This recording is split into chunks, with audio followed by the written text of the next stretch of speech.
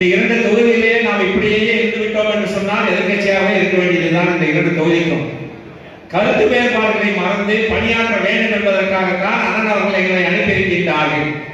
ஆனால் என்ன கருத்துக்களை சொல்ல வந்திருக்கின்றோம், அதை கேட்டுவிட்டு நாம் தேர்தல் பணி எப்படி ஆற்ற வேண்டும், மக்களை எப்படி சந்திக்க வேண்டும், எதிர்காலத்தில் எப்படி செயல்பட வேண்டும் என்பதற்காகத்தான் கழக பொருளாளர்கள் வந்திருக்கின்றார்கள். நாங்கள் இங்கே ஒரு கூட்டம் நடைபெற்றால் கீழே ஒரு கூட்டம் நடைபெற்றுக் கொண்டிருந்தால் இந்த கூட்டம் ஒரு பார்மாலிட்டிக்காக நடைபெறுவதை போல ஆகிவிடும். நாங்கள் வந்துவிட்டு சென்றதே எதற்காக என்ற ஒரு கேள்விக்குறி ஆகிவிடும் என்றுதான் என் மனதிலே தோன்றியது. அதனால் நான் இந்த கருத்தை சொல்கின்றேன்.